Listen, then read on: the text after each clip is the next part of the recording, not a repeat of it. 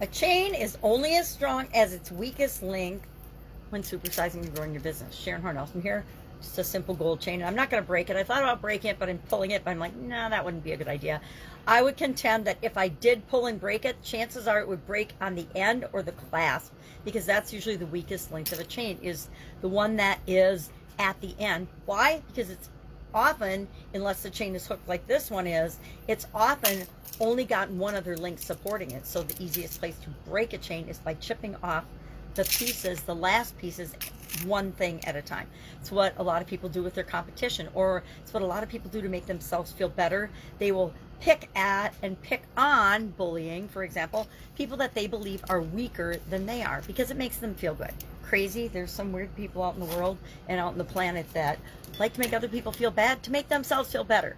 I don't get it. This idiom, I like this one, of course, because it reminds me of the importance to not only do personal development, but to develop all of the people that we come in contact with. I mean, there's a saying that says people don't remember what you said or what you did, but they always remember how you made them feel. And so it's important, and this reminds me, not only with people outside of our organization, the customers and the people we serve, vendors, community, people that interact with us, etc., but especially the people inside our organization, the people that are helping us build our organization. We need to nurture, grow, make sure that they're on a path to personal development, that they're doing things that make them feel good, because that trickles down into everyone they interact with, both inside and outside of our organization. If we want to supersize and grow our business, we need to make sure that we're doing that. This idiom, of course, appeared in Thomas Reed's collection of The Power of Man, which was a lot of proverbs and sayings and idioms. This is, of course, a proverb. Lots of stories written about it,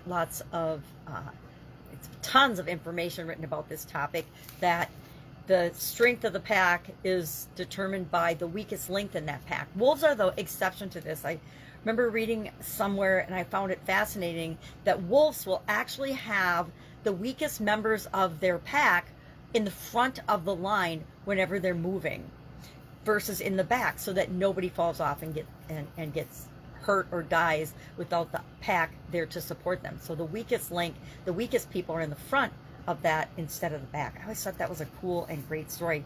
And that too reminds me that we need to take care of ourselves and our people, right? We need to make sure that they're getting what they need to do what it is that they do for our organization. It also appeared in a magazine, the Cornhill magazine, in 1868, and that's the first time it was published in a publication. But I've seen literally over the course of my life, hundreds and hundreds of examples of this and this being used. I learned a lot about it in corporate America, and even back in college. We didn't do a whole lot of team projects when I was in high school and school, because I'm that old, but we did a couple, and I got a taste of team building and the importance of everyone contributing to the team to get the best possible results. But in corporate America, I got a lot of taste of that, where you get a whole diverse array. If you're not picking and putting together the team yourself, which when you can put together the team yourself, that's the best possible scenario and the best position to be in.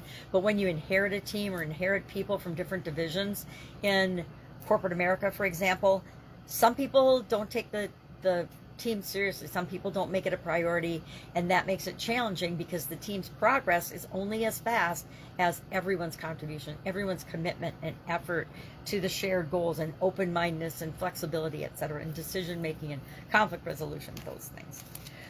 So I like this idiom. It reminds me of the theory of constraints and bottlenecks, right? You may or may not have heard of the theory of constraints, but it's a lot like the saying, a chain is only as strong as its weakest link.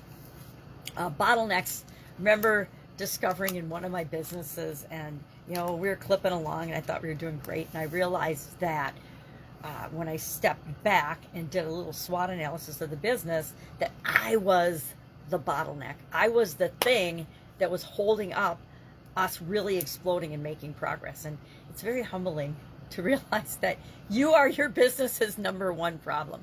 But once you realize that, the first time, it's like getting laid off or fired. The first time, it hurts your feelings and you have to do a whole lot of self-reflection to figure it out. The second time, hopefully you see it sooner and it doesn't hurt you as much, but you make corrections more quickly. And if there's a third time, you're probably not learning from the mistakes that you're making in the past. am proud to say that I really recognize quickly and easily when I am the bottleneck to something that I'm trying to create in the world.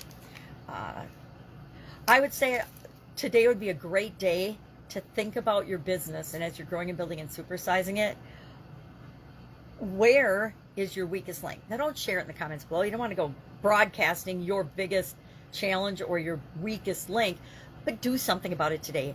At least identify it for yourself and for your business so that you can find steps to overcome and move forward from that before your competition figures it out and starts to attack you at your weakest link, your Achilles heel.